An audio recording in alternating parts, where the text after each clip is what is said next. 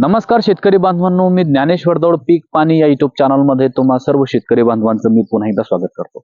शेतकरी बांधवांनो, आजच्या या व्हिडिओमध्ये आपण सोयाबीन पिकावरती अत्यंत महत्त्वाची फवारणी कोणती करायची आहे, जेणेकरून शेतकरी बांधवांनो सुरुवातीच्या अवस्थेमध्ये आपल्या सोयाबीन पिकावरती जो काही चक्री भुंगा आहे आणि खोडमाशी आहे याचा प्रचंड प्रादुर्भाव होत असतो आणि हा प्रादुर्भाव जर सुरुवातीच्या अवस्थेमध्ये शेतकरी बांधवांनो आपल्याकडून त्या ठिकाणी कंट्रोल जर नाही करता आला तर भविष्यामध्ये आपण त्या ठिकाणी कितीकही महागड्या फवारण्या करा, कितीकही जर त्या ठिकाणी आपण चांगल्या प्रकारचे ट्रीटमेंट आपल्या सोयाबीन पिकावरती जर घेतली तरी मात्र ते संपूर्ण निरर्थक ठरू शकते। कारण शेतकरी बांधवांनो हा चक्री भुंगा आणि जी काही खोडमाशी आहे याचा प्रादुर्भाव जर सुरुवातीच्या अवस्थेमध्ये झाला तर याचे विपरीत परिणाम शेतकरी बांधवांनो पुढे आपल्याला पाहायला मिळतात।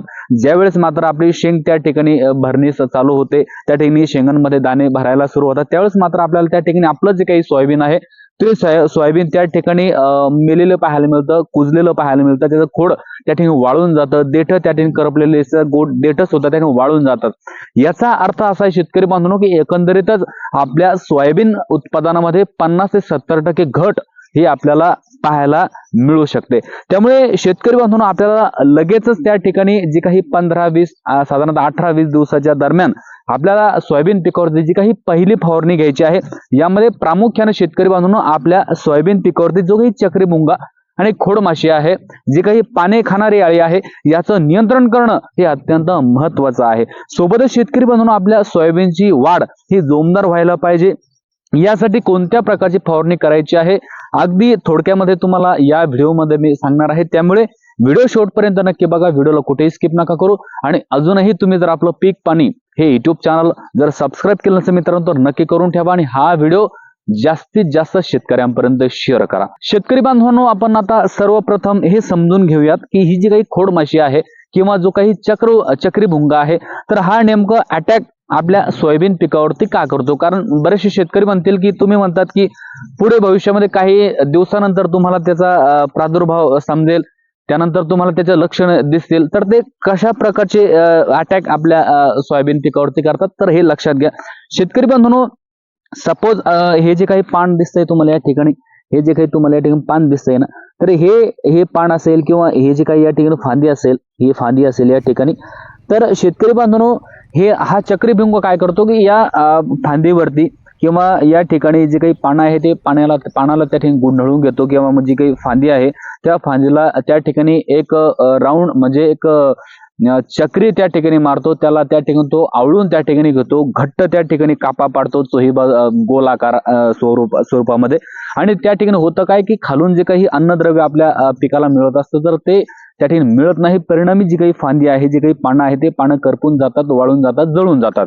त्यामुळे शेतकरी बांधवांनो या चक्री भुंग्याचं नियंत्रण आपल्याला लवकरात लवकर करायचं आहे। आणि सोबतच जी काही खोडमाशी आहे शेतकरी बांधवांनो, ही खोडमाशी काय करते की जे काही आपले पानं आहे या पानावरती त्या ठिकाणी अंडी घालते आणि अंडी घालल्यानंतर त्या ठिकाणी जे काही अळ्या त्या ठिकाणी निर्माण होतात, या अळ्या काय करतात की त्या देठाद्वारे खोडामध्ये प्रवेश करतात आणि खोड त्या ठिकाणी पोखरायला सुरुवात करतात।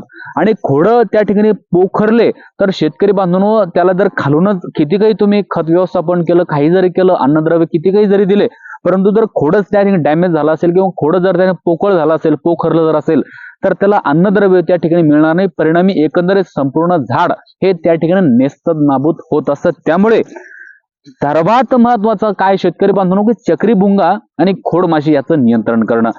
तर शेतकरी बांधवांनो त्यासाठी आपण कोणत्या प्रकारची फवारणी करू शकतो, तर शेतकरी बांधवांनो मी दोन तुम्हाला या ठिकाणी कीटकनाशक सांगणार आहे, त्यापैकी कोणतंही एक कीटकनाशक आणून तुम्हाला त्याची फवारणी करून घ्यायची आहे। तर शेतकरी बांधवांनो पहिलं जे काही कीटकनाशक आहे ते आहे शेतकरी बांधवांनो अलिका। यामध्ये शेतकरी बांधवांनो थायमॅक्झॉन आणि लॅम्बडासायहॅलिथ्रिन अशा प्रकारचे दोन घटक तुम्हाला पाहायला मिळतात। याची फवारणी जर शेतकरी बांधवांनो तुम्ही तुमच्या सोयाबीन पिकामध्ये जर केली तर जे काही कोणत्याही प्रकारची अळी असेल किंवा मग चक्री भुंगा असेल किंवा मग खोडमाशी असेल, हिचे अंडी असतील, हे संपूर्ण त्या ठिकाणी नष्ट होणार आहेत, संपूर्ण नेस्तनाबूत होणार आहेत। परिणामी जर या अवस्थेमध्ये जर आपण फवारणी जर घेतली तर आपलं सोयाबीनचं पीक हे पूर्णतः सेफ असणार आहे, पूर्ण सेफ होणार आहे। त्यामुळे तुम्ही अलिका या कीटकनाशकाचा वापर करू शकता। 15 लिटर पंपासाठी साधारणतः तुम्ही 15 मिली पर्यंत घेऊन त्याची फवारणी तुम्हाला करून घ्यायची आहे। शेतकरी बांधवांनो जर तुम्हाला या ठिकाणी अलिका उपलब्ध जर नाही झालं तर त्याऐवजी तुम्ही नागार्जुनचं प्रोपेक्स सुपर या सुद्धा कीटकनाशकाची फवारणी करू शकतात। याचं जे काही प्रमाण आहे शेतकरी बांधवांनो वापरण्याचं, 15 लिटर पंपासाठी साधारणतः 25 मिली पर्यंत तुम्ही घेऊ शकतात। जास्त घेण्याची आवश्यकता नाही, कारण जर तुम्ही याचं प्रमाण जर जास्त घेतलं तर जे काही पानं आहे, झाड आहे ते त्या ठिकाणी कडक त्या ठिकाणी बनेल, परिणामी त्या ठिकाणी आपलं नुकसानच होऊ शकतं। त्यामुळे जास्त न घेता तुम्ही 15 लिटरसाठी 25 मिली घेऊन त्याची फवारणी तुम्ही करून घेऊ शकता। यामध्ये आपण जर पाहिलं तर प्रोफेनोफॉस आणि सायपरमेथ्रिन अशा प्रकारे 2 घटक आपल्याला पाहायला मिळतात। अत्यंत प्रभावशाली हे कीटकनाशक आहे, स्वस्तामध्ये मस्त आहे आणि एकंदरीतच शेतकरी बांधवांनो आपण जर याची फवारणी जर केली तर त्या ठिकाणी जे काही सर्व प्रकारच्या आळ्या आहेत, चक्री मुंगा असेल किंवा मग जे काही मच्छर वगैरे जे काही बंड आपल्या सोयाबीनच्या पिकावरती असेल तर ते संपूर्ण त्या ठिकाणी नष्ट होणार आहे आणि एकंदरीतच आपलं सोयाबीन हे टवटवीत आणि एकदम रोग मुक्त त्या ठिकाणी होणार आहे शेतकरी बांधवांनो। त्यामुळे या दोन्ही कीटकनाशकापैकी कोणतंही एक कीटकनाशक आणून तुम्हाला त्याची फवारणी करून घेणं गरजेचे आहे। सोबतच शेतकरी बांधवांनो आपल्या सोयाबीन पिकाची जोमदार वाढ होण्यासाठी आपण काय केलं पाहिजे, कोणत्या प्रकारचं खत घेतलं पाहिजे, कोणत्या प्रकारचं औषध घेतलं पाहिजे, तर शेतकरी बांधवांनो सुरुवातीच्या काळामध्ये जर आपल्या सोयाबीन पिकाला त्या ठिकाणी चांगली जर वाढ आपल्या सोयाबीन पिकाची जर झाली तर त्याचा परिणाम असा होतो असं शेतकरी बांधवांनो आपलं उत्पादन त्याने वाढत असतं। त्यामुळे सुरुवातीच्या अवस्थेमध्ये आपलं सोयाबीन पीक हे चांगलं वाढलं पाहिजे, रोग प्रतिकारक शक्तीने ते चांगलं असलं पाहिजे। यासाठी शेतकरी बांधवांनो आपल्याला जे काही 19-19-19 आहे विद्राव्य खत याची फवारणी आपल्याला या कीटकनाशकासोबत करायची आहे। प्रमाण 15 लिटरच्या पंपासाठी 75 ते 80 किंवा मग 100 ग्रॅम जरी घेतलं तरी मात्र काहीही अडचण नाही। सोबतच शेतकरी बांधवांनो आपल्याला एक बुरशीनाशक यामध्ये वापरायचं आहे, जेणेकरून कोणत्याही प्रकारची बुरशी त्या ठिकाणी आपल्या सोयाबीनच्या पिकाला लागणार नाही आणि जर बुरशी जर त्या ठिकाणी लागलेली जर नाही तर एकंदरीतच आपलं सोयाबीनचं पीक हे जोमदार त्या ठिकाणी वाढत असतं। यासाठी शेतकरी बांधवांनो आपल्याला एक बुरशीनाशक घ्यायचं आहे। यामध्ये आपण साध्यातलं साधं बुरशीनाशक घेऊ शकता, तुम्ही त्या ठिकाणी 22 टन घेऊ शकता किंवा मग अजून अँट्राकॉल घेऊ शकता किंवा मग शेतकरी बांधवांनो तुम्ही त्या ठिकाणी साप जे काही मँकोझेब आणि कार्बनडाझाईम त्यामध्ये आपल्याला पाहायला मिळत असतं, तर या साप बुरशीनाशकाचा वापर आपल्याला या औषधासोबत करायचा आहे। 15 लिटरच्या पंपासाठी 30 ग्रॅम पर्यंत घेऊन आपल्याला याची फवारणी करून घेणं गरजेचे आहे।